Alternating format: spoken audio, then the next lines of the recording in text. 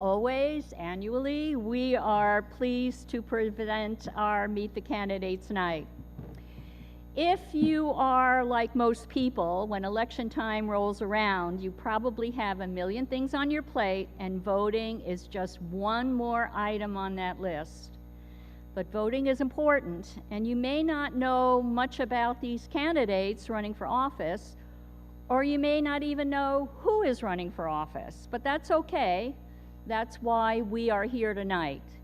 We are here live at the Opera House, and it is being broadcast live over YouTube, and it is being broadcast live over local access channel 1301. It really goes that far down. And if you are at home and you are watching this, you can call in 716-679-5227 with a question. And we've gathered a list of questions to ask the candidates so you can get to know them a little bit better and make an informed decision on Election Day. A debate is one of the few events left where a candidate does not have control, and that is why we think they are important. Debates contribute to the information about candidates that voters can obtain in a different way than more scripted campaign messages. We conduct candidates meetings as a service to you because it gives you a means of forming a firsthand judgment of the candidates, and as a service to the candidates because it gives them the opportunity to present their views to audiences of varied political affiliation. We have not given the candidates these questions in advance, except the first one. You can ask them about any issues that you care about, and they will respond unscripted, so you can see how they think on their feet, so to speak, even though they are seated. Candidates are allowed a 30-second rebuttal to what they feel is a false or misleading statement. In the interest of addressing as many audience questions as possible, rebuttals will be strictly limited. Only one counter rebuttal will be allowed, and candidates will not interrupt each other. A timekeeper will turn on a light when the candidates are responding to a question and turn it off to stop responding to the questions. And they are expected to respect and comply with these time limits. If a candidate does not use all the time allotted to his response, the unused time cannot be applied to any other purpose or question. So as you watch this debate, think about the issues that are important to you and jot down what you've learned from each of the candidates. Pay attention to the candidates and how they answer the questions, if they're knowledgeable, if they're sincere. Are the candidates being asked about your priority issues? And then afterwards, talk about the debate with your friends and families. Did it sway your decision? Did you learn something? All of these things are important as you vote on November 7th or during early voting. So with us this evening are the candidates for Village Board of Trustees: Michael Barrus, David Byrd, Ben Brauchler, Jon Espersen, and I apologize because I spelled his name incorrectly on the card. It ends in E-N, so if you're going to write something in, it should be E-N. James Lynden and Paul Wandel. Candidates will have 1 minute to respond to a question they received prior to this meeting and include a brief presentation discussing their qualifications. After the opening statements, candidates will have the ability to question one another, and members of the audience will be urged to ask questions of any candidate or of all the candidates. You can raise your hand or get a card from one of the league members that are moving through the audience. Again, each reply will be limited to 1 minute. If a question is addressed to a specific candidate, others will be welcome to add comments and replies of their own. and there will be 1 minute for closing statements. And here is the opening question. What is the biggest issue facing the village of Fredonia, and what will you do to address that issue if you are elected? We will begin with Mr. Byrd. The biggest issue right now with Fredonia is our water system. As a trustee for the last 2 years, we have started with a comprehensive engineering study to help determine what is the best way to attack fixing our water system. The engineering report is supposed to come back somewhere around the middle of November, when we're going to hold a public forum, hopefully, for everybody to attend, so you can have the same information that we do when we move forward. Some of the opportunities that we have are possibly building a second pump station and getting our water from Dunkirk, a pump station through the college, and partnering with the college on grants to get that happening that way, or also repairing our pump station up on Fredonia Stockton Road. Right now, I'm leaning towards a second pump station with the city of Dunkirk. It seems to be the most cost-effective way to handle the problem at this particular time. If we get that up and running, we can still go through our plant and make it a backup system, or make it our main source of water. Thank you. Mr. Espersen. So like Dave, the long-term water source that we will be choosing soon Get closer to your mic. is the major issue facing Fredonia, and that's been an issue facing Fredonia that goes back decades. There have been water studies done, there have been reports from the Department of Health, and the report we got from the Department of Health this last year forced us to take action. It's unfortunate that it took a threat of fines to take action, but that's what it took.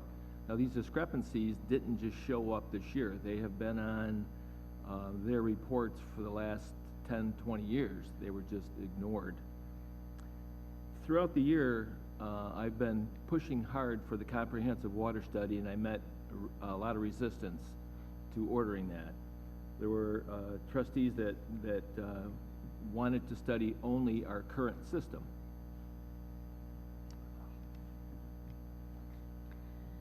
Mr. Wandel. I agree with my colleagues. Water issue is number one. Good evening. My name is Paul Wandel. It was suggested to me 2 years ago to run for village trustee. I have now decided to do so. Why? For two simple reasons: community service, and I care. I care about this community.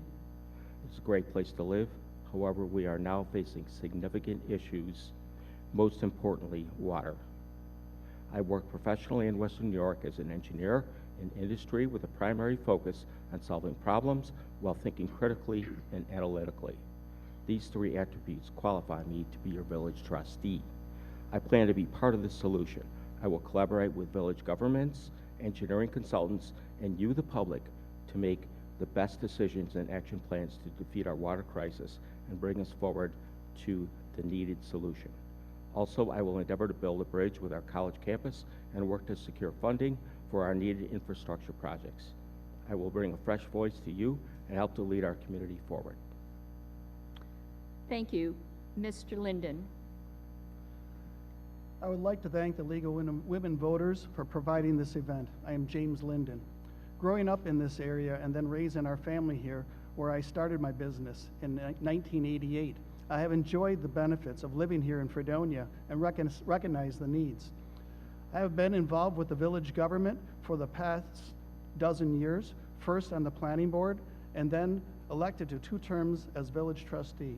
The biggest issue is that the village has been subject to pressure for years in the name of mergers and consolidations that have been very costly in time and finance, dramatically slowing the progress in attending to our actual needs and raising concerns for the autonomy of the village government.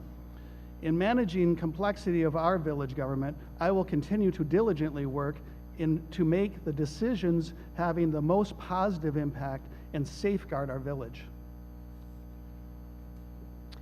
Thank you. Mr. Barrus. My name's Ben Brauchler. I have never run for public office before. I'm retired from New York State IT services and have a lot of background in troubleshooting and so on.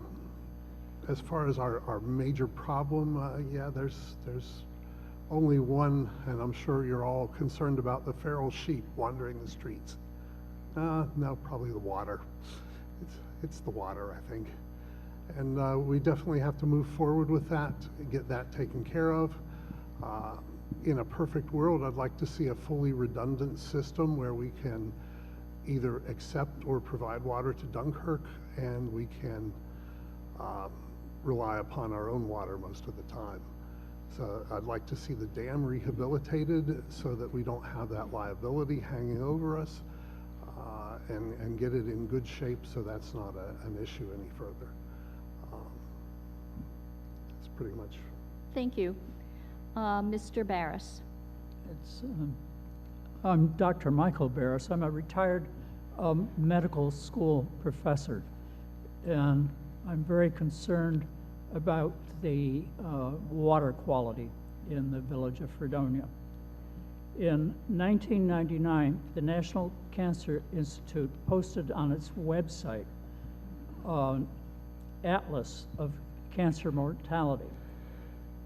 What they showed in their production, which they renew annually, is that there is a very high incidence of colorectal cancer in people who receive their water from the Great Lakes and from the Mississippi River. This is why I think it's so very important to preserve the reservoir. I would like to work with my colleagues on the Board of Trustees to bring forth the continued operation and the renewal of the reservoir. Thank you. Thank you very much. We will now open our meeting to a question and answer format, and we hope their opening remarks have brought some questions to your minds. Please be mindful that questions must be relevant to the position the candidates are seeking. For those in the audience, again, if you wish to ask a question, you will be given a card if you raise your hand. Please be sure it's legible. I would appreciate that up here. And if you are viewing this debate at home, once again, you can call 679-5227 with your questions. Questions will be screened for duplications and appropriateness. There are a lot of questions pertaining to the issue of water, and I will start with one, and then I will kind of shift around a little bit. So let's begin. What are the candidates planning on doing to increase revenue to offset water costs if we go with the North County Water District? We will begin with Mr. Wandel. To offset revenue requirements for the joining the North County Water District. Correct. If I understand correctly. I think that it's important to understand the cost analysis with the engineering study, and that's not yet revealed. So before we make any important decisions, it's necessary to see that study. Thank you. Anybody else want to respond? Mr. Barrus. What's the question again? What are you planning to do to... Oh, yes. I'm planning to install new meters in every household. The meters typically reduce their ability to count over the period of time, so that some of them eventually stop functioning altogether after a period of a few decades, and many of the meters are installed without replacement for 50 or 60 years.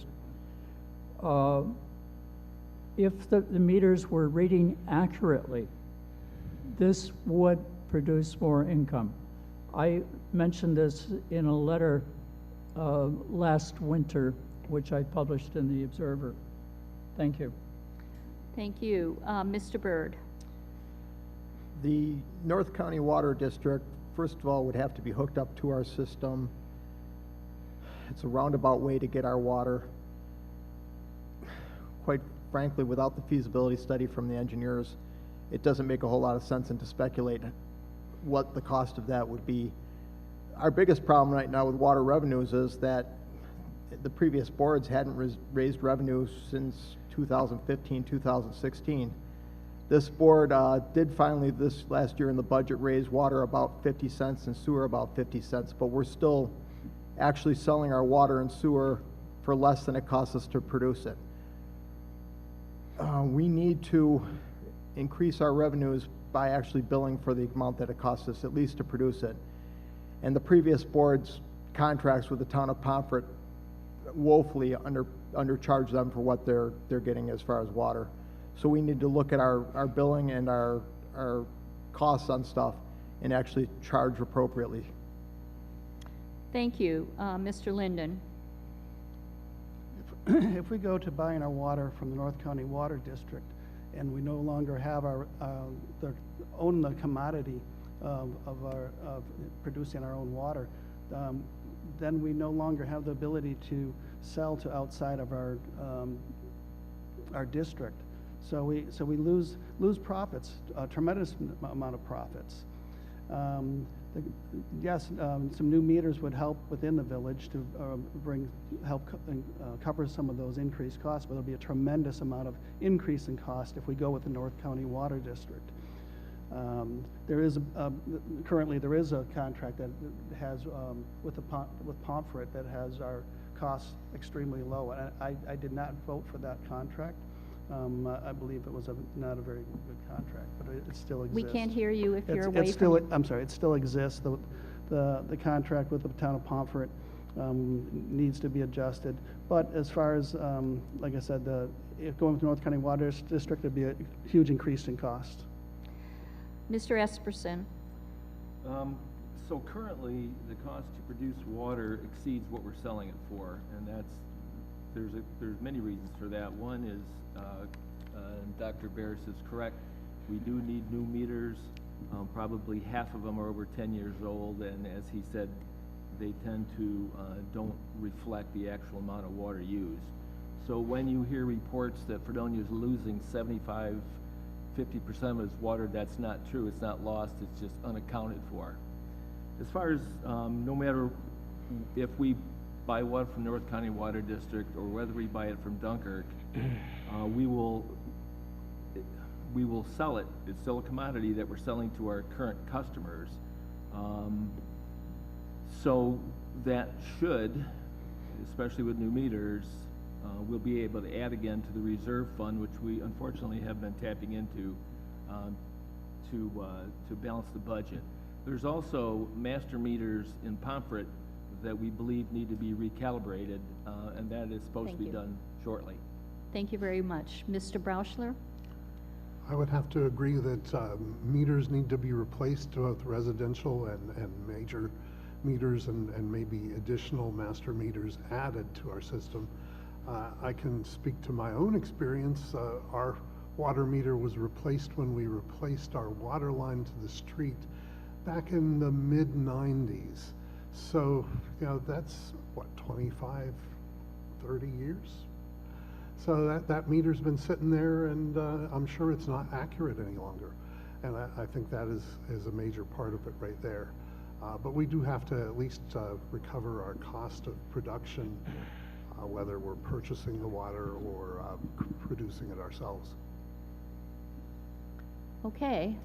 Here is another question. I'm going off the water topic for a moment. Would you support charging stations on Main Street? Mr. Lynden.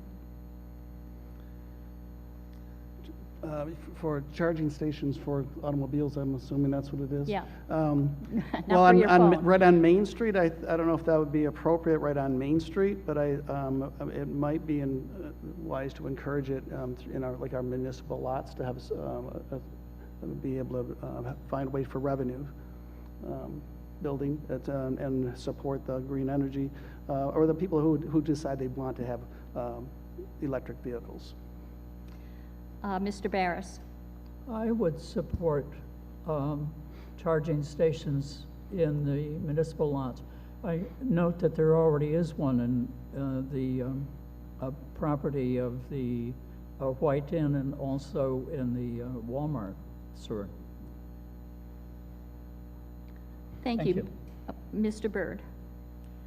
Absolutely, I'd support, charging stations in our municipal lots. I don't believe that on the actual village streets, we would have any say in it whatsoever as far as like Main Street, because that's a county road as opposed to, or a state road as opposed to being a village road, so we don't have a say in that as far as whether they put charging stations on that or not. But I would be all for putting them in our municipal lots, as it would bring, definitely some customers and business to the area. Mr. Wandel? I don't necessarily think the Main Street area, but the municipal lots, yes, I would agree. Mr. Brauchler? Yes, I'd agree with the municipal lots. I think if we could get a few fast chargers in there, that would be helpful. I think that users of those should not be able to leave their car at the charger and disappear for 12 hours. So that's a concern that I would have with that. We do have quite a few over behind Denny's as well as in the Walmart parking lot. And as someone who does drive an electric vehicle, I've only ever used a commercial charger twice, and that was driving home from Pittsburgh. I just plug it in at my home. Thank you. Mr. Espersen?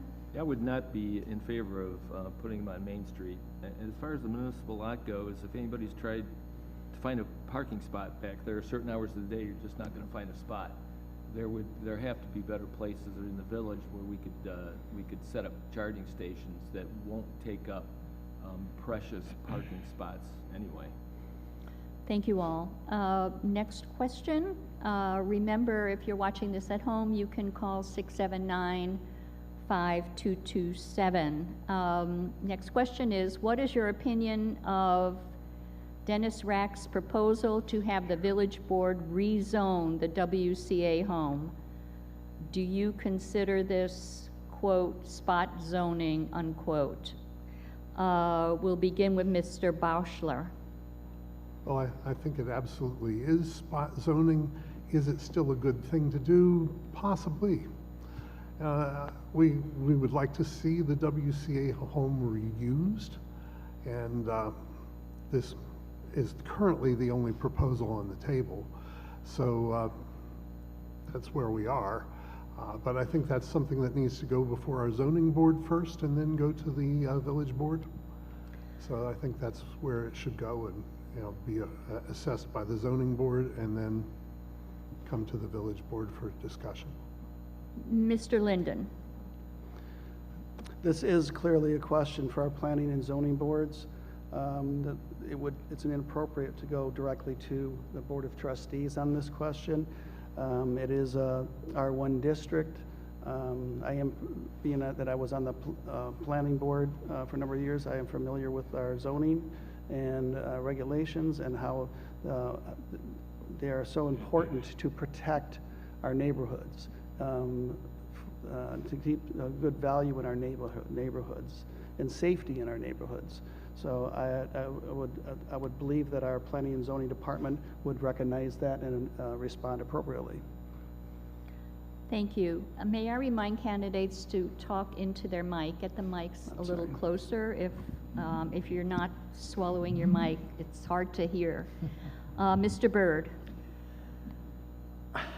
I have some mixed feelings on the proposal, but it's really not up to me as far as making a decision on it. It has to go through the zoning. He has to provide his hardship for the purchase of the property, and then the zoning board would bring it to us for our recommendations. I don't see it being a bad thing, and I don't see it being a good thing for the village. I think the building definitely would be better utilized in a old folks home, a hospice, some kind of a disabled veterans home, something that more meets the past use of the building. But I don't want to see the building sit empty and unused. So I really hope that he comes to the zoning board with a plan that would work for the village, and maybe we will be able to entertain it. Thank you. Mr. Wandel. Obviously, the WCA home is a very controversial issue. I've talked to a lot of people about it. There's a lot of opinion out there. I think it's important that we look at the zoning requirements, as has been stated here.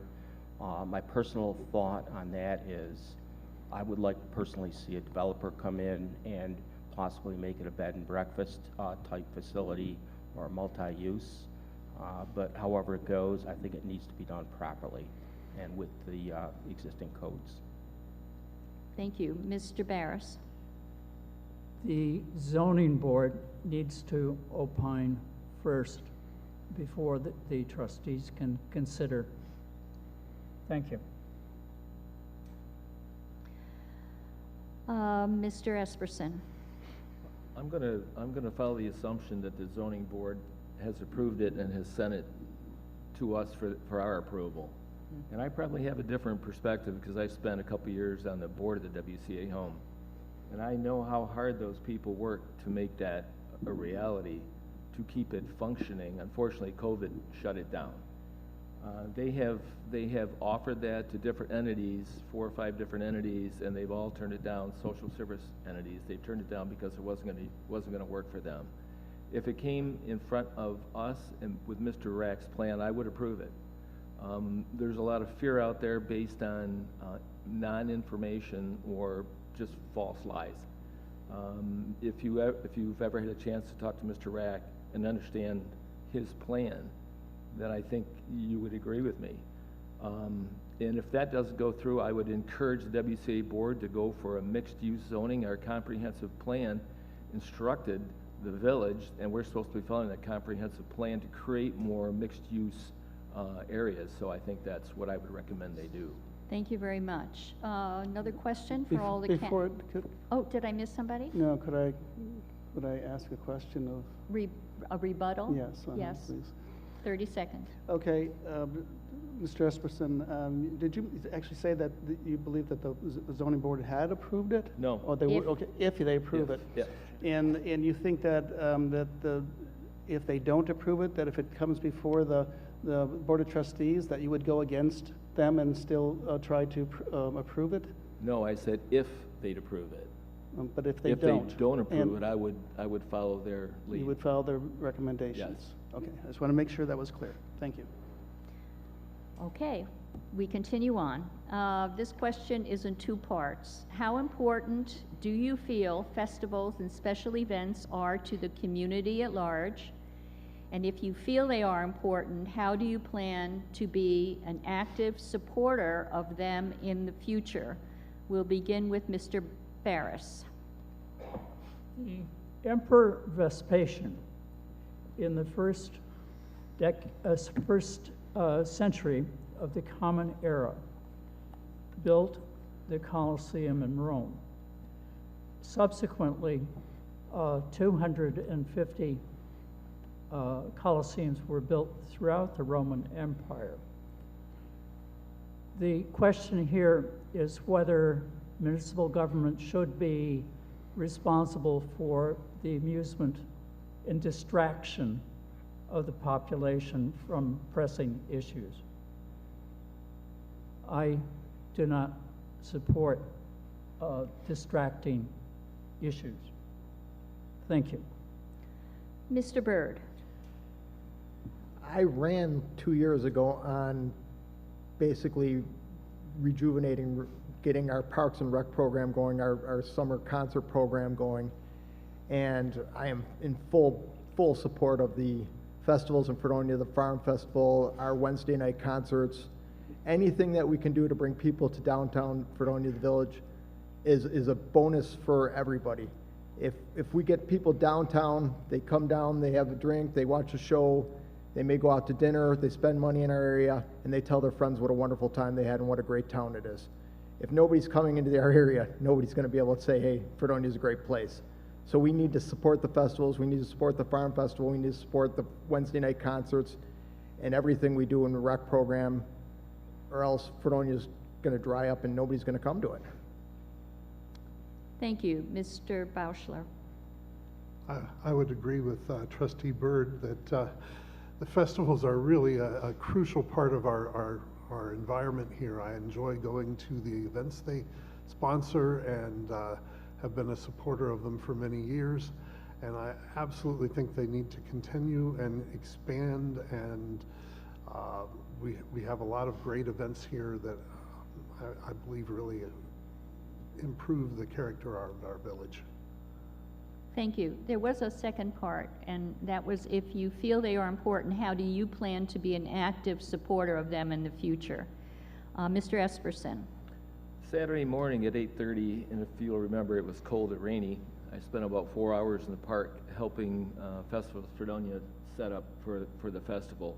Unless you've been out there and have seen and worked with the dedicated volunteers that encompass Festivals Fredonia, you have no idea how much time they put in. It's not just that day, it's the planning.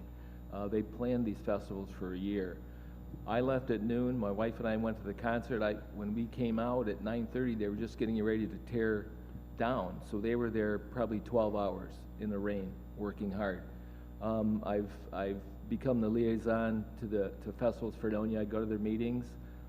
So I'm trying to improve the communication between Festivals Fredonia, which is a separate entity, not part of the village, and the village, because I think the lack of communication created some of the misconceptions that the village was not attempting to help Festivals Fredonia out, not only not helping them, but hindering them, which is the furthest from the truth. Thank you. Mr. Wandel. Festivals Fredonia is really a critical element in the village, and I support it. Unfortunately, I think there has been a dropout of a rather poor perception of the Festivals Fredonia in regards to the village government.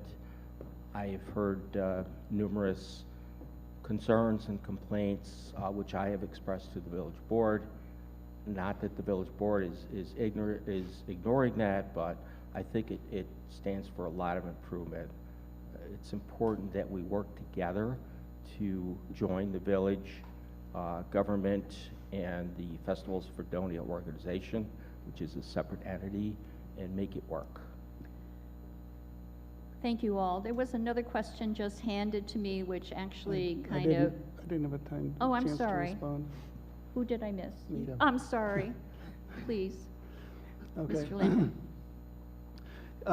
I believe that all of our festivals have been very important. I mean, we've been increasing the number of festivals, and whether it be music festivals or the farm festivals. The farmers market has been, I feel, a great success. It's been growing. That's a very important part of our community. It's great for our tourism. It's great for commerce. It's great for our the business district. It's important that we work together with all these people that make all of this happen. And I would like to do work together with the trustees and the mayor coming up to enhance that relationship. My apologies. Thank you very much. But there was another question, as I said, that came up. Connected to this, if you support festivals, this is directed to Mr. Byrd. Why did you propose charging farmers in the farmers market an additional fee? What I suggested was a vendor fee for everybody that sells in the village of Fredonia. It wasn't just for the farmers market or for Festivals of Fredonia. We currently charge the village, in the village, the food trucks about $150 for a vending fee. If you were to sell any other product in the village of Fredonia, we do not charge you a fee. Yet you use a bunch of our services. It's not exactly fair to charge half or a quarter of the population a fee and not the rest. So what I had suggested was that we drop the food truck fee and charge the vendors, everybody a fee. Now, the final proposal I had, which I believe would have gone through, would have been a $25 a year, so 50 cent a week fee to sell a product in the village of Fredonia. And basically that would cover our costs. I mean, if you come to the Fredonia Farmers Market, for example, they have a shed in our park. We provide porta potties, we provide garbage, we provide electric. We actually fix the park because there's ruts when they park on it. We are not, strictly giving out services. We need to make sure everybody pays their fair share. Thank you very much. Anybody want to handle that at all? Yeah. Mr. Barrus? I'm concerned about the food trucks were charged a fee, I think it was $600 for a full year's opportunity to market, and the $25 fee is not in line with what we propose for the food trucks. I'll rebuttal that. Yeah. The current food truck fee is $150, and my position was it's not fair that they pay $150 and nobody else does. So what I suggested was that just a flat fee of $25. My other suggestion was that if you didn't want a full year fee, if you wanted to partake in the farm festival or something like that, that we could sell just a 3-day weekend fee of like $5 or $10, just so we can make sure that they have the insurance and whatnot needed to participate in the events. So the food truck fee was never $600 that I'm aware of. It's currently $150. Thank you. Next question. How far should the village go on giving tax break and other incentives to get or keep a business here? We'll begin with Mr. Brauchler. I'm not sure that's actually a village question. Do we actually give local tax breaks? I have to defer to others on this one. I do not know that we give any local tax breaks. I would love to see the village be able to do that, but doesn't that usually go through the county IDA? Thank you. Mr. Espersen. There's a pilot program. Steve St. George was awarded one through the IDA for the White Inn. The purpose is to spur economic development. AA Vineyards, Dennis Rack, if he gets the variance, is also going to apply for the pilot program, which would reduce his tax rate for a number of years. Well, it may be said that he can afford the taxes. That's not the point. The point is, if we want to encourage businesses to come to Fredonia, then we need to make it as attractive as possible. I hate to keep using Dennis Rack as a example, but if he's going to spend $750,000 on that building and the necessary repairs that he has to put into it so he can use it for the purpose he intends, then I don't think a 5-year pilot program tax break is out of the question. Thank you. Mr. Lynden. There are some opportunities for tax savings, and they are through the county on the most part, the pilot programs, and they're usually associated with significant improvements to the property, shared costs, but usually it has to do with increasing the property values to a great degree, but also providing full-time regular employment and maintaining a certain number of employees once the business, as a commercial business, is moving forward. But there's also grant programs like Ted Sheridan received for the Main Street Studios. He received over $400,000 from one of the grants that were applied from the village. So that was very helpful in establishing that business. So if you could call that a grant program or incentive, it is an incentive for him to open that business. Mr. Wandel. I see the issue as not necessarily being a village issue for tax breaks, but I definitely am in support of doing whatever we can to encourage business growth within the village. I think there is was a New York State incentive for individual businesses to apply for grants. I certainly encourage that, but I would support anything we can do to encourage business growth in the village. Mr. Barrus. I don't think that the encouragement of business is a proper function of municipal government. Thank you. Mr. Byrd. The IDA has the overall say in the matter as far as, you know, what they want to do with giving tax breaks and whatnot. As far as the village goes, I think that a 2-year, 3-year, 4-year pilot program is one thing. When you're asking for 15 or 20 or 25 years, as some of these people are doing, it's a detriment to the village. If you want to be part of our village and you want to be in our village, I think you also have to contribute to our village, and not just by saying, well, our people are going to shop here, our people are going to do whatever. If you're using our services, you're using our water, well, if the water main breaks, that's what taxes go to, fixing that stuff. And we're trying to improve our water system, but if we give everybody free taxes, it's kind of hard not to pass those charges on to the regular house owner. If you buy a house, you pay taxes on it. I think if you buy a business, yeah, if you're doing what Steve St. George did and put $3.5 million into it, yeah, you deserve a little tax break. But he's still paying a sizable amount of money to the village, and that's what it should be. Thank you. Here we go with a water question. If the engineering report submitted to the Village Board of Trustees shows, if the board chooses to join Dunkirk in buying water from them instead of continuing to produce water for its users, it would cost $5 per 1,000 gallons of water more than what we are paying now. Question, would you vote yes or no to buying water from Dunkirk if it would cost more? We'll begin with Mr. Brauchler. To make sure I understand, if the price is significantly higher to buy it through Dunkirk, I would definitely be in favor of rehabilitating our own system and producing our own water. I'm not opposed to having another connection to Dunkirk. I think it would be wise of us to work with Dunkirk so that in the event that they got into a problem, as they did in the past when they had a major water main break, that we could provide supplemental water to them, and if we got into a problem, that they could supply us with some as well.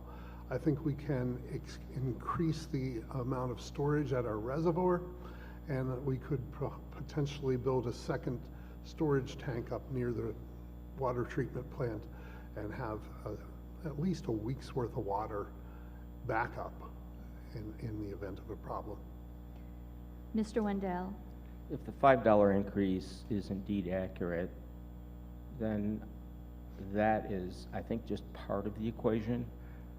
I understand that to decommission the existing water treatment plant in the village of Fredonia would be a large cost.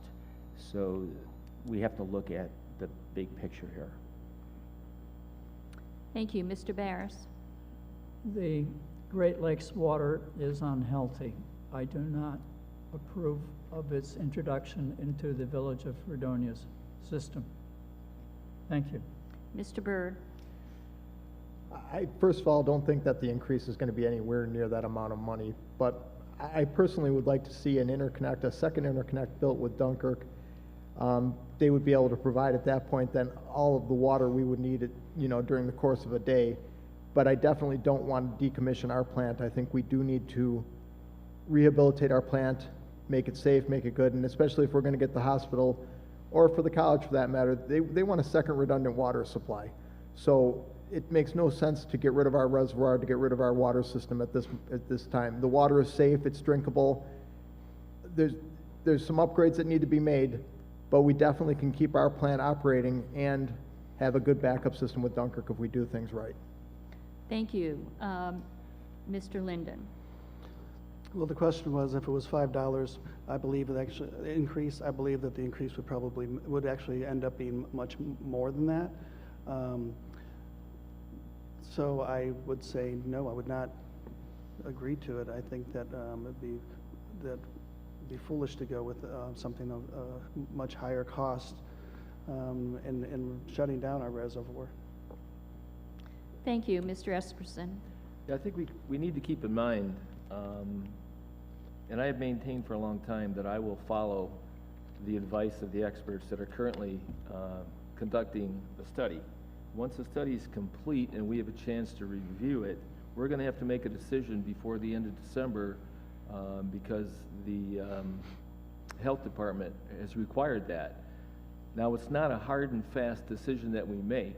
Let's say we decide we're going to buy water from Dunkirk. We're negotiating with Dunkirk and that becomes untenable. We can change courses at the time. Or if grant money is not available to construct the infrastructure to get water from Dunkirk. So, well, yes, we do have to make a decision. It's not a decision that we cannot change courses on if it just doesn't make any sense for us. I personally don't believe that the $5 figure is accurate. It would be a negotiation. If we're going to buy water from Dunkirk, it'd be negotiation with the city of Dunkirk to set Thank the you. rates.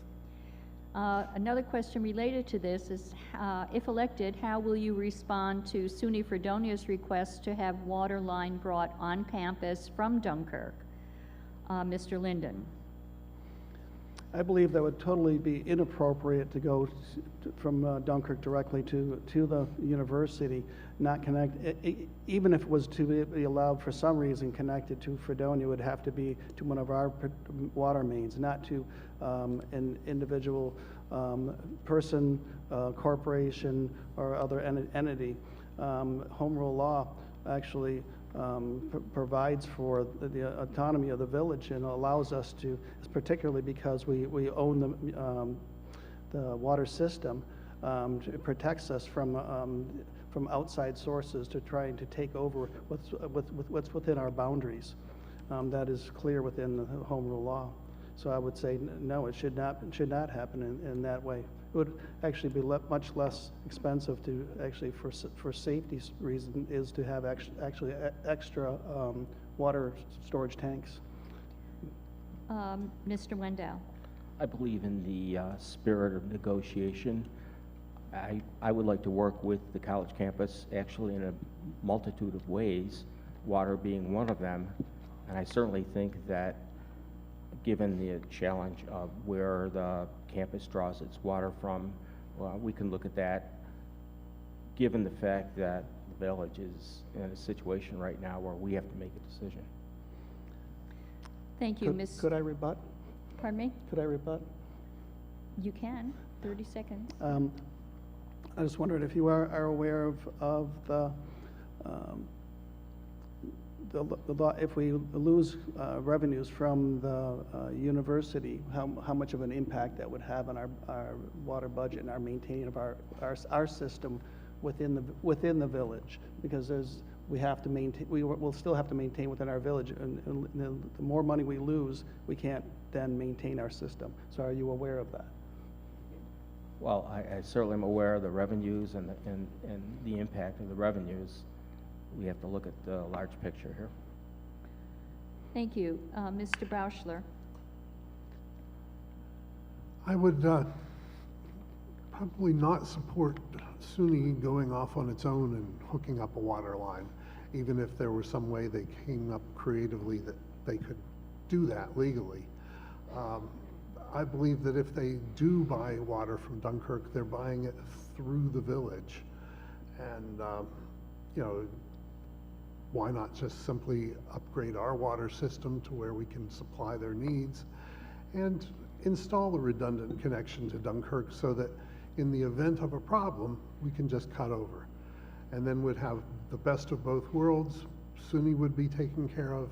It would be helpful for the potential Brooks Hospital, which wants a redundant water supply. And if we switch over just to Dunkirk water, then there's only one water source. So that would not be a wise move, in my opinion. Mr. Barrus.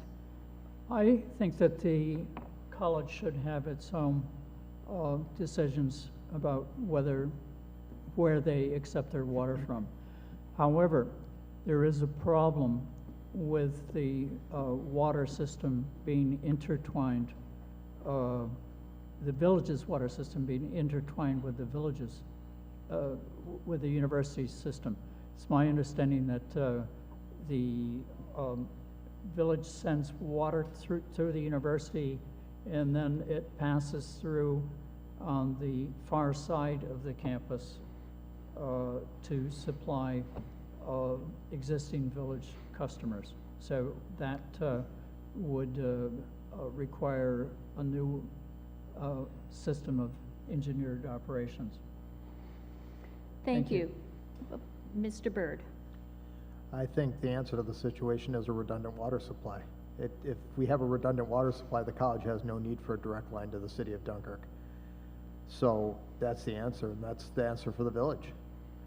If everybody has a redundant water supply, then everybody has a backup system. So there's no need for a direct line to anybody.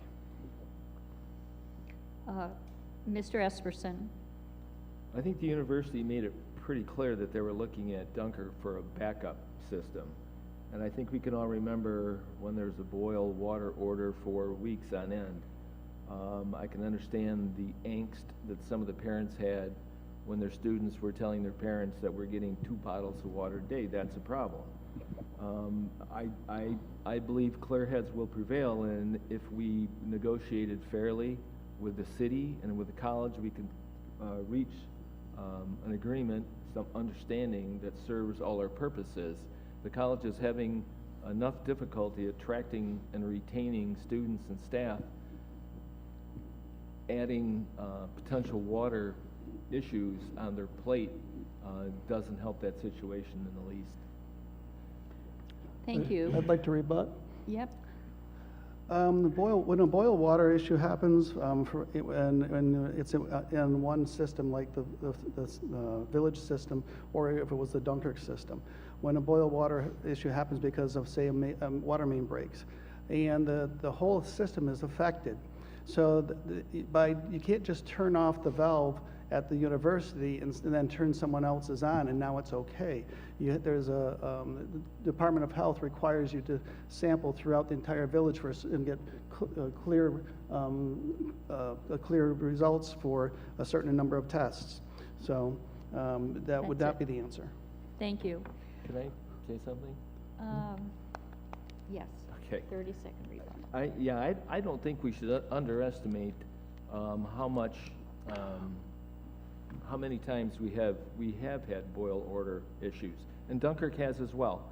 But what happens outside of our area is neither here nor there to the college trying to provide their students with adequate water.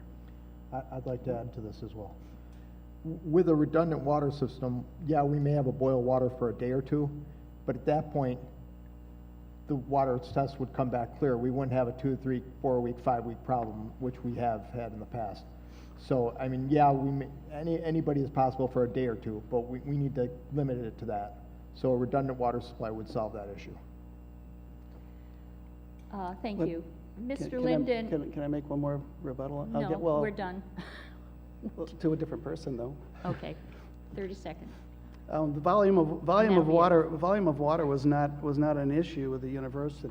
It was there were some circumstances that caused during, like when we're doing some major work at our water treatment plant, that caused some of our water issues that caused boil water orders. But volume for safety, for fire and other issues, even for flushing toilets or washing or taking showers has never been an issue.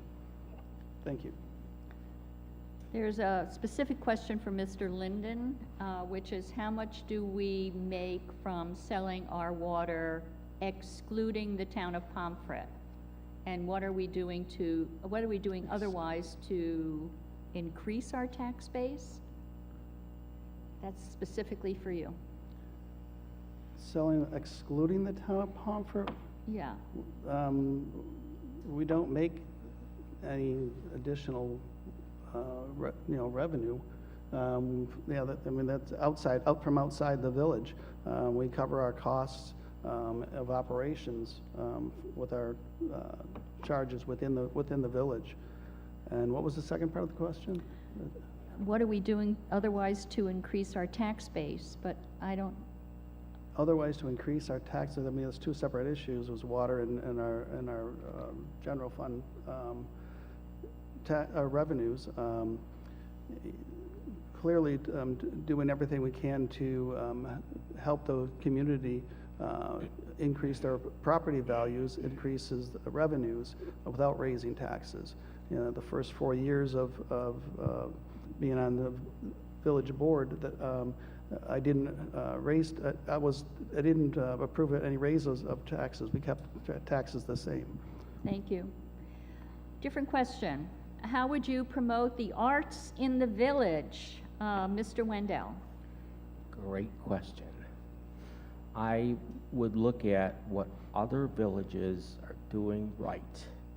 And there are other villages that are doing really good things. I think we can do better in Fredonia. I think we can model after what other villages are doing right. Not to say that we're not doing a good job, we can do better. For example, specifically, I like what Westfield is doing. I like what Williamsville is doing with Music on Main. So there's a number of ways we can approach that question and take action and do it creatively. Thank you. Mr. Espersen. Well, yeah, I think we're sitting right now into a gem that's probably underutilized.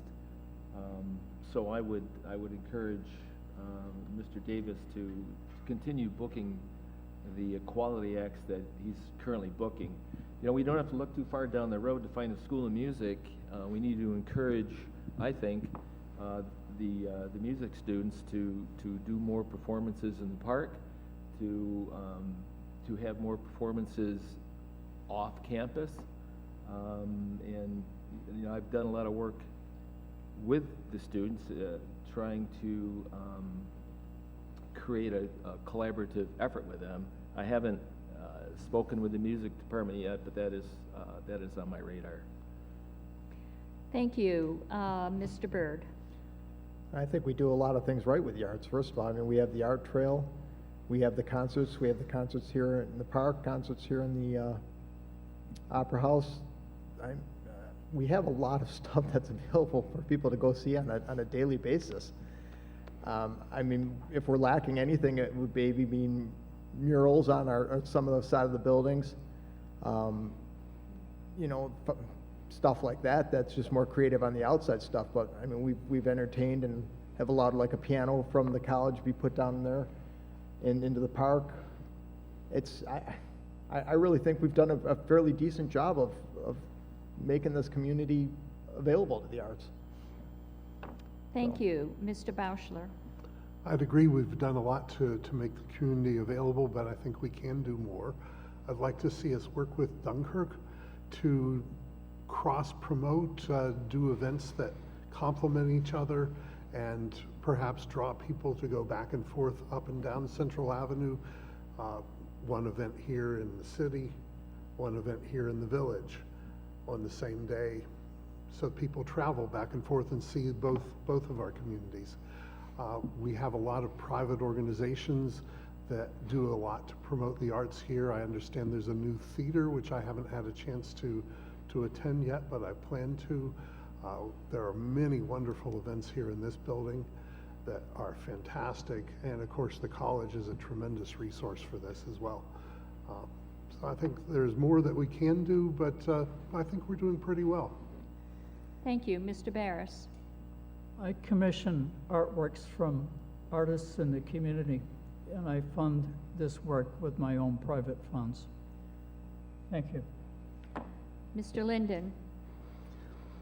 Yeah, supporting the arts is a really a big thing, especially seeing as how we have a university here that we should be collaborating with more. It's a wonderful opportunity to work with the students, and the staff. It's hard to find, if you're looking for something to do, there's always something to do here. I think the marketing outside the village, to outside the community, to draw people into the community should be improved. Yeah, I mean, there has been some wonderful, wonderful events here. and throughout the village that I've been attending quite frequently. So I do know that there's a lot to do. If you look for it, it just needs to be marketed better. Thank you very much. Our next question, what do you feel about solar or geothermal on village property? We'll begin with Mr. Espersen. So we're looking at solar panels down at the wastewater treatment plant. Siemens is undertaking that. We looked at solar panels up in property owned in Casadega, but that proved not to be possible. I would love to see our buildings be evaluated, probably for free, to see how much we could save if we used solar energy.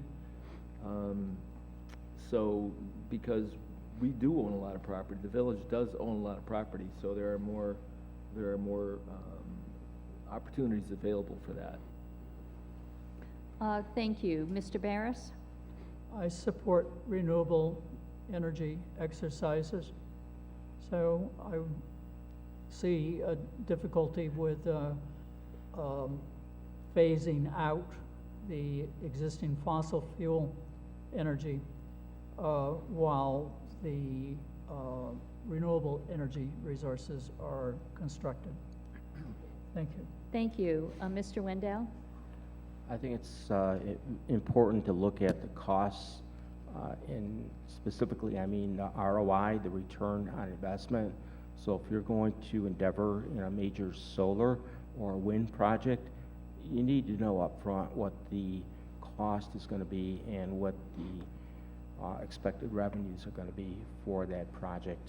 So you need to know that way up front. Mr. Byrd? The village has already started this process with, as John said, the wastewater treatment plant having a solar project out there. We did look at some other locations. They were not feasible. But Siemens is doing a study for us at this time, and it's something that the village is this current board is being proactive on as far as making happen, at least to cover some of our costs and lower the tax base by creating some of our own energy. And, you know, we'd certainly look at projects by other people if they wanted to present them to the board and see what, you know, if they'd work for us or not. So I'm all for solar energy. Thank you. Mr. Brauchler?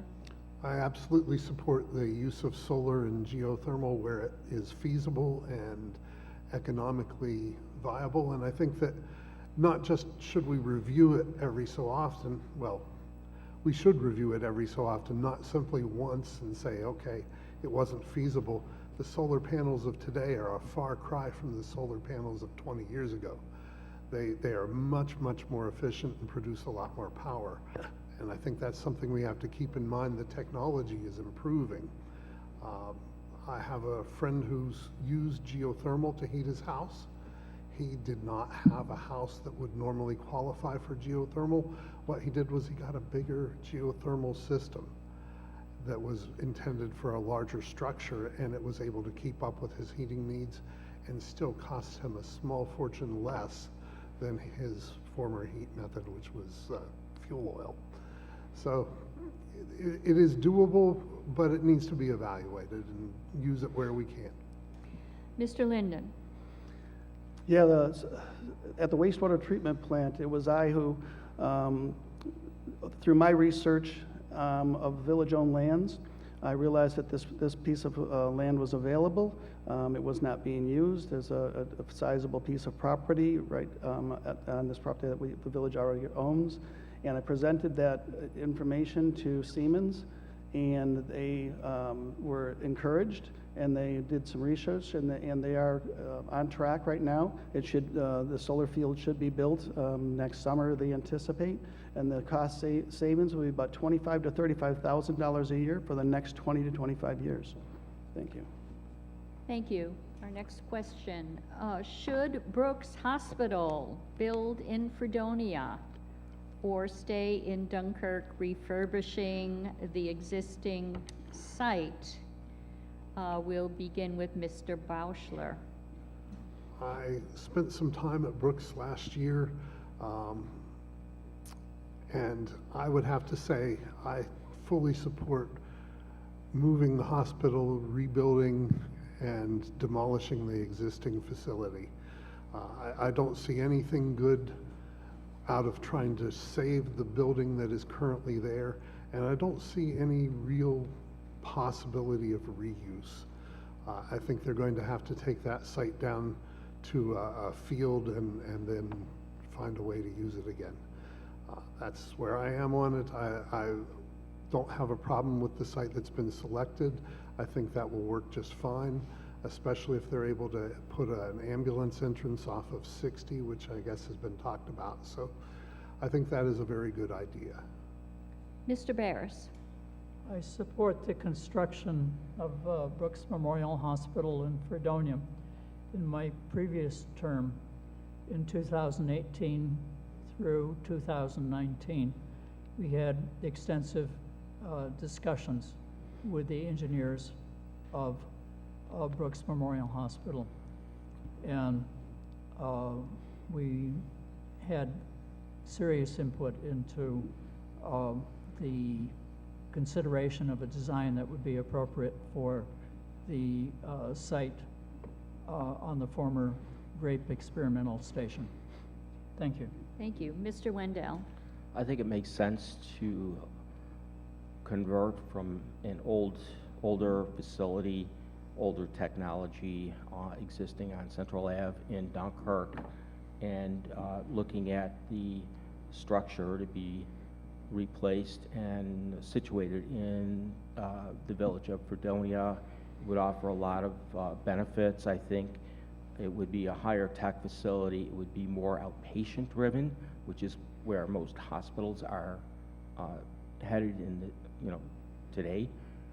So I think in short that it would be the wise move.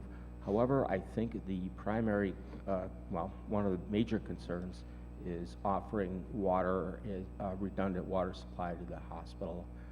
And that, of course, links up with our water discussions. Thank you. Mr. Byrd. Well, I believe I read in the paper on Monday or Friday of last week that Brooks Hospital officially did close on the property, the old Cornell extension site. And to me, it makes a lot of sense to put the hospital there. It's more centrally located to Silver Creek, Cassadaga, Brockton, Fredonia, and Dunkirk. Also, I think the facility needs to be modernized, needs to be updated, needs to be more in tune with what our community needs.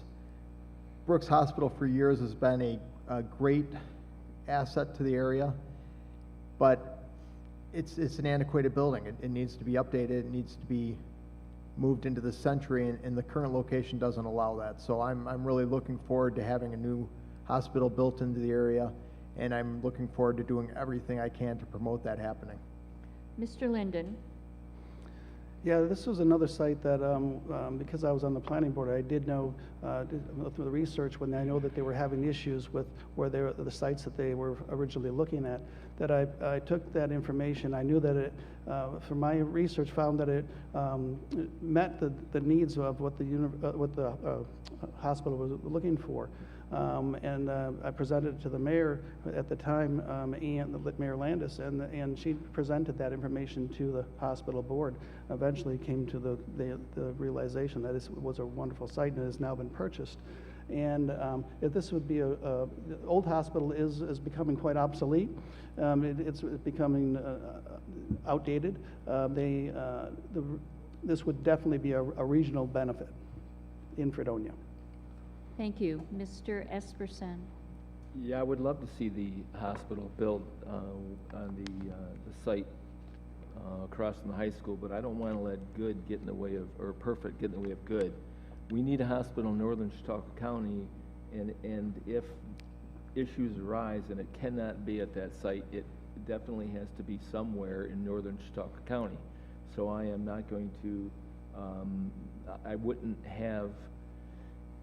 oppose it if they chose not to build it there, build it somewhere else in northern Chautauqua County. The current hospital as it is, it needs millions of dollars to repair it just to keep it functional. To repurpose it, would the financial constraints just would not allow that to happen.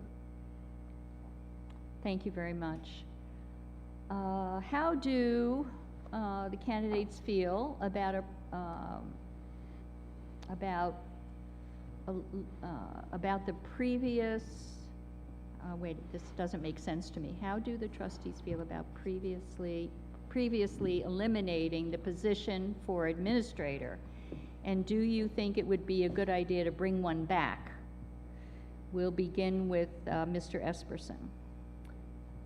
You know, when people tell me we need to hire an administrator, I ask them what duties that the prior administrator had and that he performed are not being done now.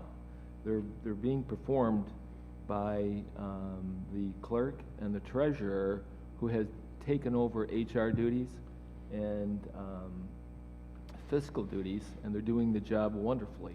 Because we don't call them administrators does not mean that those duties are not being accomplished. I think if you will ask any of our department heads, they will tell you that working with both Anne Marie and Alyssa has been a joy. They're very easy to work with. They're very responsive to their needs. They're very responsive to our needs. So I do not see a need to hire a village administrator. Thank you. Mr. Wandel. I'm not entirely too sure about that situation because it was a little bit before my time. However, I did have a sit down with the previous administrator just 2 days ago, speaking about that very situation. I would agree that the current duties are being fulfilled by the village employees, and my understanding is they're doing a good job. However, I think there may have been some political elements that led to the dismissal of the previous administrator. Thank you. Mr. Byrd. Currently, we empowered our department heads to run their departments, and any issues they saw, they are supposed to bring to the trustees. We're paying these guys because they're professionals, and Anne Marie and Alyssa in Village Hall are professionals. We've hired the best that we can get in the area to run these departments, and somebody's standing over them 24 hours a day, 7 days a week, second guessing anything they need, is not really effective in our area. I believe in these people. I truly think that we have the best of the best running our departments right now, and I'm more than happy to put our current system up against anybody else and see where we get. But I think we really have a great system right now, and a village administrator isn't necessary. Mr. Lynden. I don't believe a village administrator is necessary at this time. We have, mayor, the executive officer of the village is to run the day-to-day operations, and we have the treasurer and the clerks that do the rest of the work that needs to be done within the village hall, and so I feel that we're moving just fine. Mr. Barrus. The village of Fredonia needs a tenured civil engineer rather than an administrator. We have significant engineering problems throughout the structure of the village, and we need that sophistication to provide an institutional memory to guide the staff of the entire village to function in an appropriate manner. Thank you. Mr. Brauchler, thank you. Things seem to be running quite smoothly the way they are. I would have to be convinced of a need for an administrator, and I haven't seen anything that says that we do need an additional person at that position at this time. Thank you. Our next question: what is the best thing about living in Fredonia? Mr. Byrd. Well, that's kind of a loaded question. Fredonia is a great place to live in. I mean, I raised my kids here. I never worried about them riding their bike down the street, or whose house they were going to, or what was happening at the school. I don't worry about anything in Fredonia.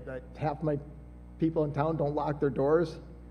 I let my dog out and don't worry about where it's going to go and when it's going to come back. I mean, I can drive from A to B without an issue or without a problem. I know the fire company is going to respond. I know the police department is going to respond, and I know there's a bunch of people looking over us. So I really think Fredonia is a great place to live. I don't have any issues with anything here.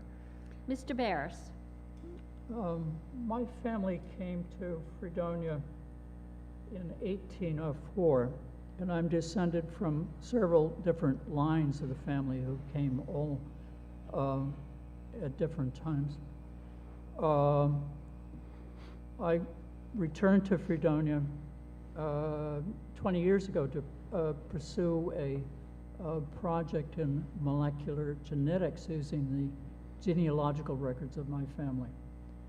So I have a particular interest. I have some 5,000 relatives currently living in Chautauqua County, and we have strong connections with relatives in Utah and California. Thank you. Thank you. I'm sorry. Were Thank you you. done? I'm done. Oh, Yes. okay. Mr. Brauchler? I would have to agree that Fredonia is a fantastic place to live.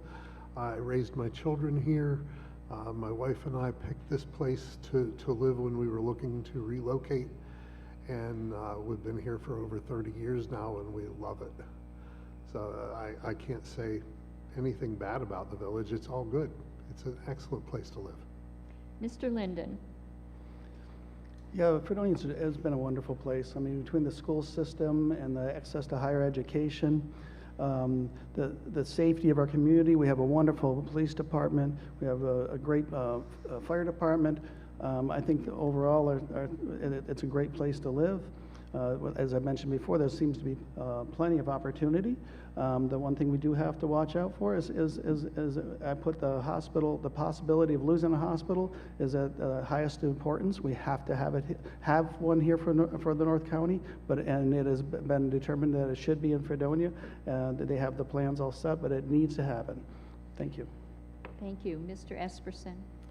Yeah, I've been fortunate enough to live on the West Coast and the East Coast when I was in the military, and I chose to locate to Fredonia. I grew up in Brockton, so Fredonia was always that magical place that you went to because what you couldn't get in Brockton, you could always get in Fredonia.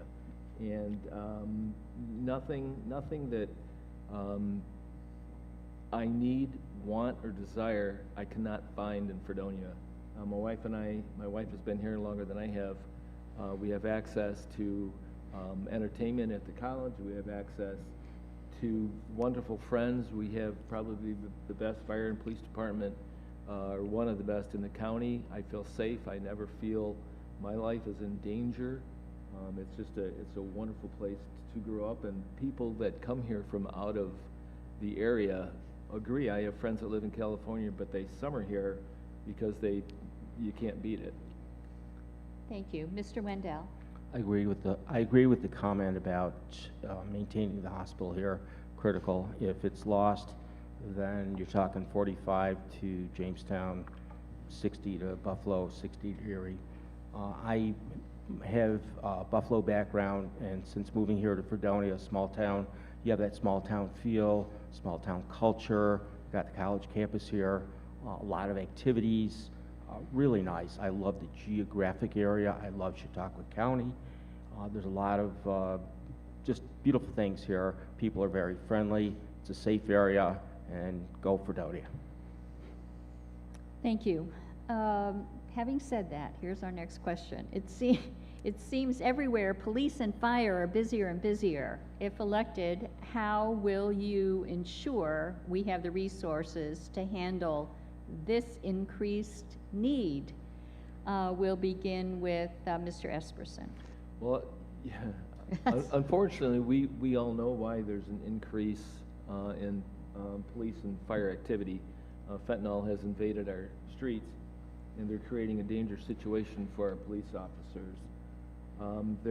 We need to give them all the resources they need, and currently, I'm not sure that they're getting it. If any of you have had the unfortunate incident of being down in the police station for more than 2 or 3 minutes to do a quick visit, you will understand why we need to find a better facility for them. If we want a attract and retain the best police force we can get. We cannot expect them to work out of that police station much longer. There are fewer and fewer people wanting to go into police work for a lot of reasons. What's going on nationwide, the pay scale, other communities in Chautauqua County are significantly higher than what we're paying our police officers here in Thank you. Fredonia. Mr. Wandel.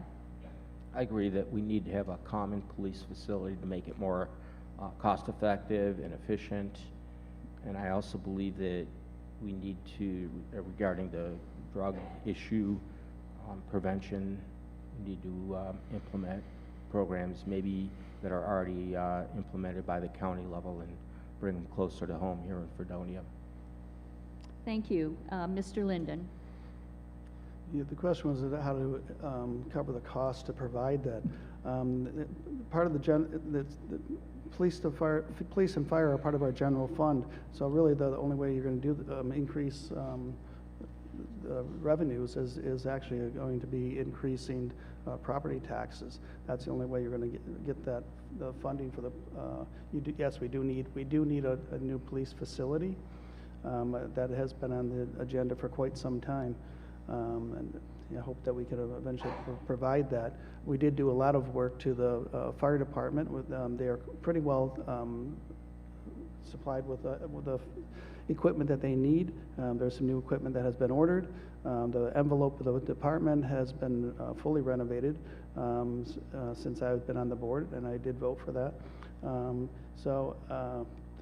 Like I said, it's the cost is tough to cover. There's a lot of things that we need to do to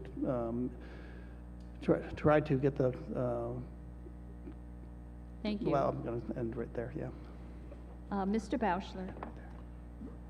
Currently, our population has been shrinking. I firmly believe that in the future that's going to turn around, and we probably will need to increase our police and fire departments, but hopefully we'll also see growth in the tax base of the community, so that we won't have to raise the taxes as much as we would otherwise. What would be wonderful would be societal changes which would reduce the need for some of the police force activity. As Mr. Espersen mentioned, we've been invaded by fentanyl, and meth is out there, and you know, as a person running a small business downtown, I see people every day who come in who appear to have issues with these things. But treatment and societal change is a little beyond the purview of the village. Mr. Byrd. I don't know if anybody in this room knows this, but when actually 2 years ago we took office, or I took office, the Fredonia Fire Department didn't even meet basic staffing needs. And we currently have now upgraded and added full-time firemen to the fire departments. Now they do meet staffing needs. As far as the police department goes, I mean, they have a wonderful presence in the area. Hopefully, by just them being out and about as they are, we don't run into some of the problems that the bigger cities are getting, you know, the looting, the robbing, the criminal activity, and Fredonia stays the safe community that it is. The only way to maintain that, though, is to give them what they need. So, you know, when they come and ask us for this or that or whatever, I really firmly believe that we need to do our best to supply them with the tools they need, whether it be assist stretchers or a new police car, a ladder truck. If we can somehow figure out a way to get them their tools, then they're going to be more apt to stay with us. Thank you. Mr. Barrus. I disagree with the premise of the original question. That is, I don't think that there has been an increase in police and fire activity secondary to the COVID pandemic. So I think the village of the Fredonia has become a more attractive community during COVID because of the absence of harsh interactions among members of the population. and from the reduction in garbage, which was a serious problem in the parking lots south of Main Street. Thank you. Thank you very much. Almost all solutions tonight have included higher taxes or higher water bills. Do you have any ideas on how to lower the cost of living in the village of Fredonia? We'll begin with Mr. Barrus.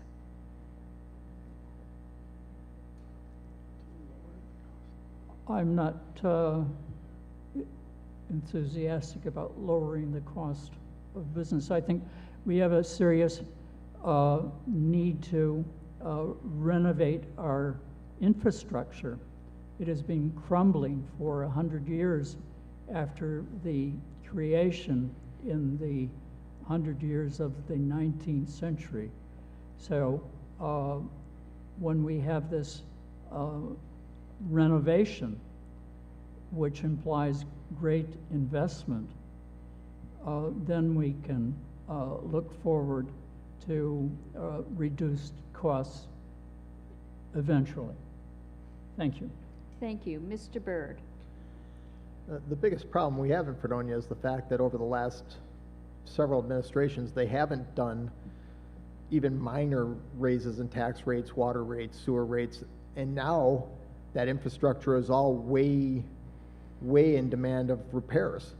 If we had continued with that minor increases all along, it wouldn't seem so huge and so crazy to think that, hey, we may need a 3% or 5% or 10% tax raise this year. 1 or 2% over the last 20 administrations would have done a heck of a lot to keep these problems where we wouldn't be having them.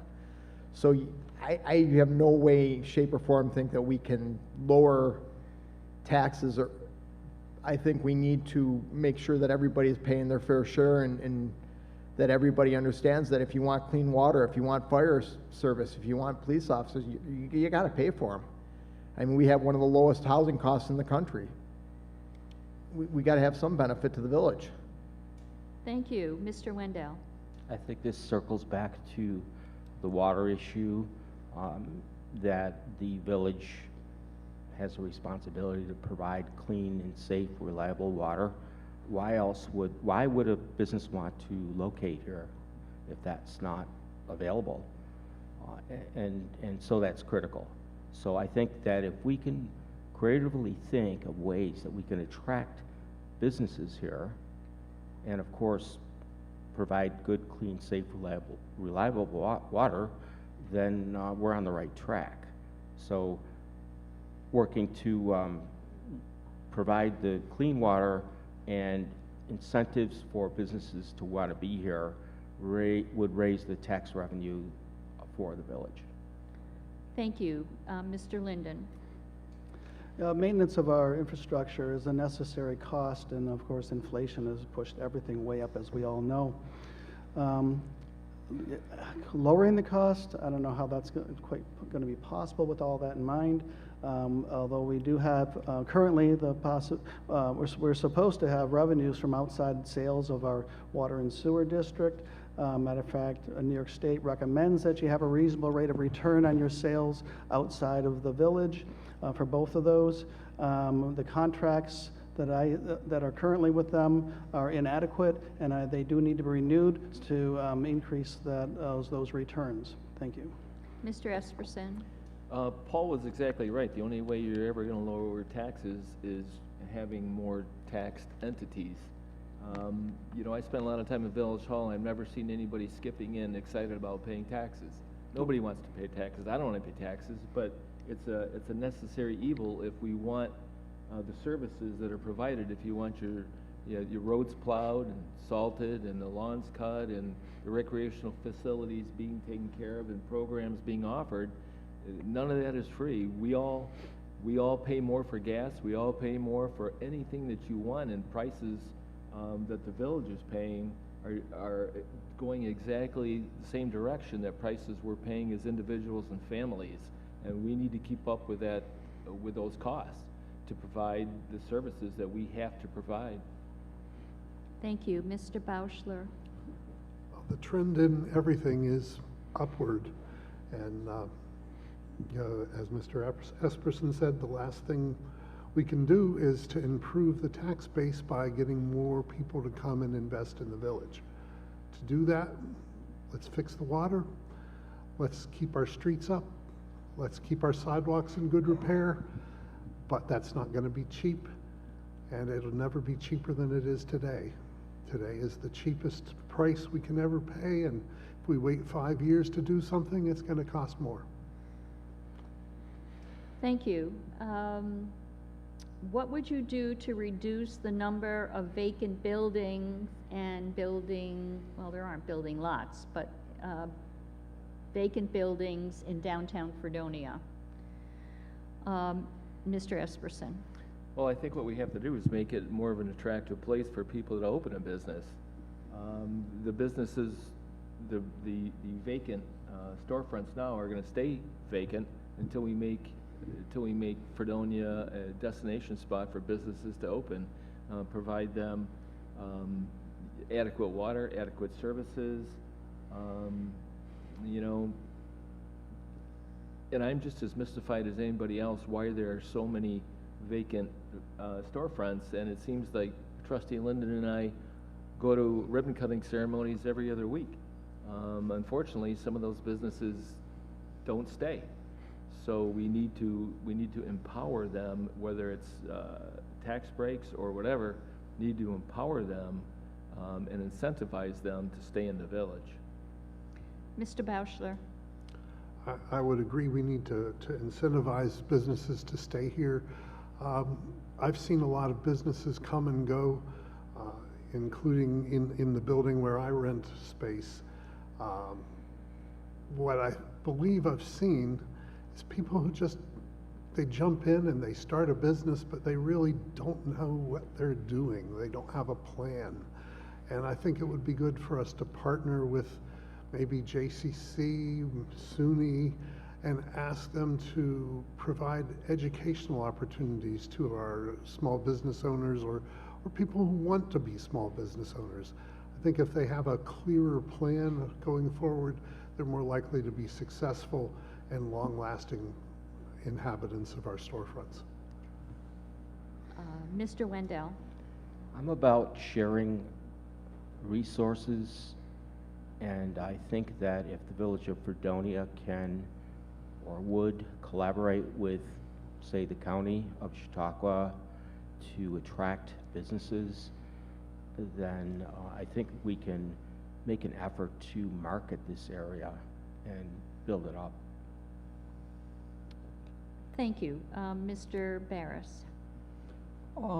The village has seen a change in its freight delivery systems. From 1871 till 1977, there was a railroad station located on Cleveland Avenue. In 1957, the thruway exit was constructed on Bennett Road. There's been a gradual shift in commercial activity from Cleveland Avenue to Bennett Road. So I don't see that this is going to stop. I think the center of commercial activity in the village is, because of the nature Thank of you. transit, is Thank you. must shift to Bennett Road. Mr. Byrd. I think the biggest problem with business in Fredonia is parking. And a lot of that has to do with the business owners in Fredonia. If we have Main Street businesses and the owners are parking in front of their businesses, where is the public going to park? We need more municipal lots, we need bigger municipal lots, and we need the store owners to use the municipal lots and the employees to use the municipal lots so the public can get down there and actually use the businesses. If I can't stop, I mean, you got Domus Fair right down on Main Street. They've got 3 or 4 parking spots in front of there. How many times have you drove by and tried to park on one of them? It's almost impossible. We need to get the businesses to be responsible and park in the municipal lots, open up the parking spaces for the people that want to shop in the area, and hopefully then some of these businesses could be successful. I mean, we have to be somewhat accountable for the fact that we're turning away business by not offering a place for people to park. Mr. Lynden. Improving the view of our downtown area, our commercial district, the historic district. The village planning, we could be working with that. Planning board could be working with that. But as far as moving forward, continuing with the looking for grants such as the downtown revitalization improvement grants. Those do help area businesses with improvements to the buildings so that they can either utilize them if they're dilapidated or anything like that. Now they could actually rent them out or have businesses. But parking is an issue. You're correct. On that, our parking lots are in deplorable condition. They should look like parks compared to parking lots. Thank you. Next question. How do you plan to involve residents in the decision-making process in Fredonia? Mr. Barrus. I am going to invite the residents to participate in the political life of the community. We have had sparse participation in recent years. Thank you. Mr. Lynden. Yeah, there has been up and down sparse, unless it's a really a major issue. The people do show up, sparse participation to our board meetings. I do encourage everyone to come to our board meetings, as many as they can, to be informed. We have done, I believe, a great job of putting it on the access channels on YouTube so that people can be informed. That people should watch that. So I think that there's been we've really worked hard to make a very open and transparent village government. Thank you. Mr. Wandel. Sure, I know that Mr. Espersen has initiated some meet and greets in the village. I certainly applaud that, and I think we need to promote and continue that to draw the public together, talk, have a forum, exchange thoughts, ideas, concerns. I think that when the presentation is going to be made by the Labella Engineering Agency in about 1 month, I believe it's going to be presented here in the Opera House. So that's a way that the public can better understand what the forward direction is, especially concerning our water issue here in the village. So we need to continue to draw and make a communication bridge with the public, between the village government and the public. Thank you. Mr. Espersen. Quarterly or so, I try to hold a wine time event in different establishments throughout the village, and to date, I think I've had 6 of them, and they've been very successful. I think it's very important to give the residents a face to their issues, and if they have something they want to talk about, a lot of residents don't feel that the village government is responsive to their needs, their desires, their questions. So, I think meeting them one-on-one or a group of 30 or 40 is the way to do it. We have also upgraded the village website, so there's more information available on there. Like was mentioned, we will have a public hearing with Labella presenting to the public what they will present to us at the November 13th board meeting regarding the Thank future you. of our water source. Thank you. Mr. Brauchler. I think that being as open and approachable as possible is a great thing. There's certainly a group of people in this room who are clearly interested and engaged with what's happening in our community. We have a lot of folks here who certainly can approach us and talk to us They can attend board meetings, they can watch the board meetings on YouTube or on public access. There's a lot of ways for people to stay in touch. And, you know, we're just people. We just are people who live in the village as well. So talk to us with your concerns. Bring them to board members and make sure that we hear you. I think there's no one here who would not listen. Thank you. Oh, I'm sorry. Were you No, done? that's Mr. good. Byrd. I think the village has been very transparent with the cable access broadcast. We release the agendas for the meetings. The meetings are scheduled and available for anybody to attend. We certainly have plenty of open chairs in the meetings. I understand that everybody is busy and everybody has different things that they're concerned about in the village. I know several people have contacted me over email, phone call, on the streets, and we encourage everybody in the village to do so. I'm more than willing to sit down with anybody anytime and discuss it, and if I don't have the time today, I'll make it certainly tomorrow or the next day, and I know the rest of the board feels that way. So it's hard, I understand it, and I didn't run for office until my kids graduated and were out of high school. You know, sometimes your life is busy, but if you really feel important about some issues, I suggest you just reach out to us, because we're human just like you are, and we care about the community like you do. Thank you. Currently, the county distributes sales tax based on property value. Since Chautauqua has so many high-priced properties, they get so much more revenue than Fredonia. Would you be willing to go to the county to encourage them to use a different value, such as population? We'll begin with Mr. Byrd. I'm not quite sure I get it either. It's kind of, yeah.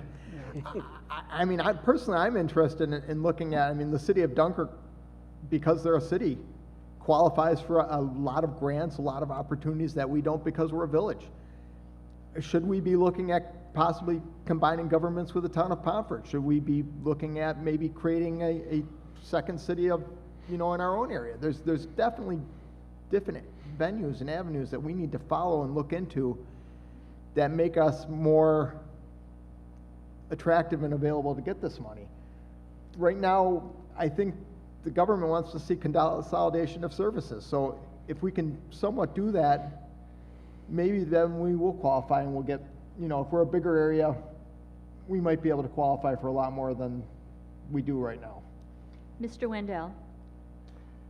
I think that if we improve and increase our collaboration with the town and the county governments, that would be a real help. Thank you. Mr. Barrus. In 2005, I advocated an income tax to replace all property tax. Thank you. Mr. Brauchler.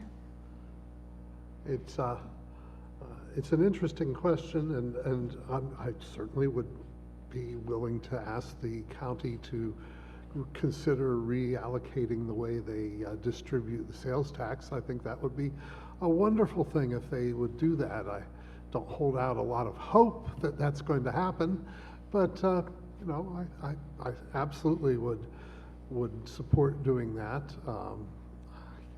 I think we're better off looking at ways we can collaborate and reduce costs, because I think that's more likely to happen in the long run. As far as Dr. Barrus's suggestion for an income tax, that's probably a more fair way to tax than based on property, but again, we have a long tradition in this country, and I think that would require a change at a state level at least. Thank you. Mr. Espersen. I think that's a question for the county legislature. So if that's something you would like to see them undertake, I think we need to talk to whoever represents you in the legislature or attend a legislature meeting and maybe get that on the agenda so they would at least entertain that. Mr. Lynden. That would be a question for the county legislature to propose upon request from the village to increase the share. I'm not specifically sure how, as far as how they come on their formula for the sharing of the sales tax revenues. I believe in New York State, actually the county isn't necessarily required to share any revenues, but they do. Although the villages do receive the smallest share. Your county shares them to your cities, the largest, and then your towns, and then your villages. And that's similar to all across the state. Just like the AIM funding and CHIPS funding, we also receive the smallest share. So when it comes to operating very high quality, large, with full services community, the village does quite well with the about $11.4 million that we utilize to provide those services. Thank you very much. One last question, and then we'll have your closing statement. What is your greatest fear as being a Fredonia Village trustee? We'll begin with Mr. Byrd. Or none. I mean, I guess my biggest fear is that I'm going to get something wrong. And your mother's going to come. Well, if my mother comes, we've got a really big problem 'cause she passed away. You do your best with the information that you're given. Are you always going to be right? No. Do we try to be right? Yes.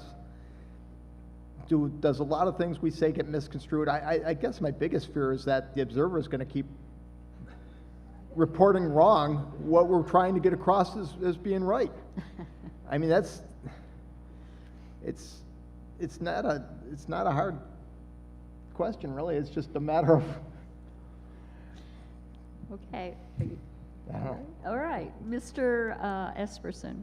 You know, I think my biggest fear is apathy, that the residents of the village don't pay attention to what's going on in Village Hall, don't pay attention to the needs of the community and how their government, the village board, the mayor, and the department heads, all the employees are working hard to provide the services that are so needed. And apathy will kill a village quicker than anything else. So, you know, I would advocate getting involved to whatever extent you're able to do that. Volunteer. There's a new group that formed recently called Embrace Fredonia that I'm a part of, and we're always looking for volunteers to do projects around the community. You know, if we would, or the majority of us would spend one day a month working for the village, you know, what kind of difference could that make? Thank you. Mr. Barrus. I resent the hostility of former officials of the village of Fredonia. I have made it a point not to be myself hostile, considering my previous 2 years of service. Thank you. Thank you. Mr. Lynden. The biggest fear would be the dissolution of our village government. I think we have so much opportunity and a possibility for growth. That would be the biggest fear of this village. Thank you. Mr. Wandel. My biggest fear, if being a village trustee, would be to experience a lack of unity among the board members, and therefore an inability to work together and not make good decisions, and then therefore no action. So to summarize that, we need to have unity and thinking critically and working together. Thank you very much.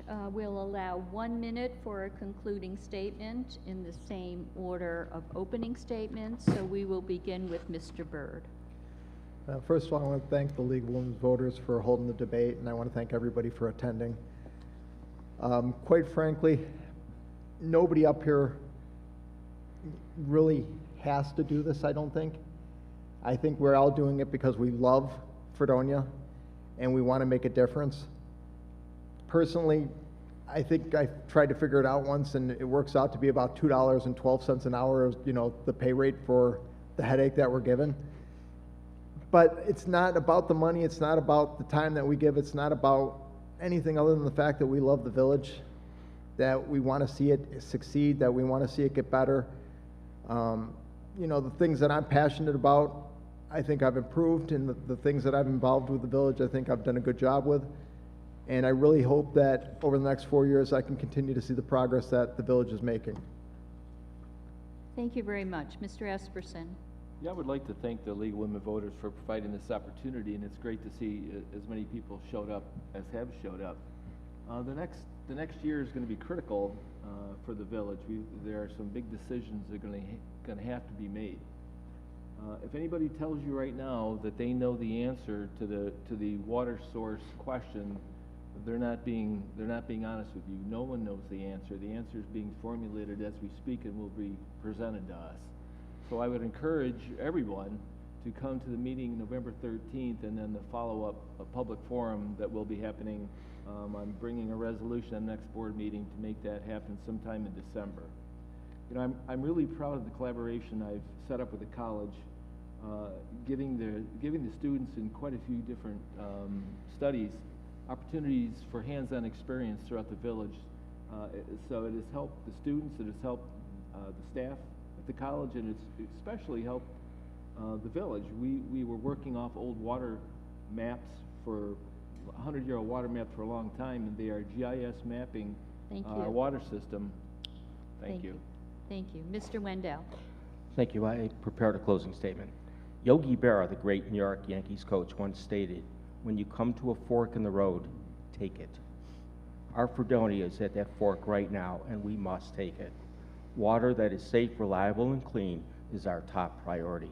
We need to make the best decisions right now and follow the best path at that fork and make it happen.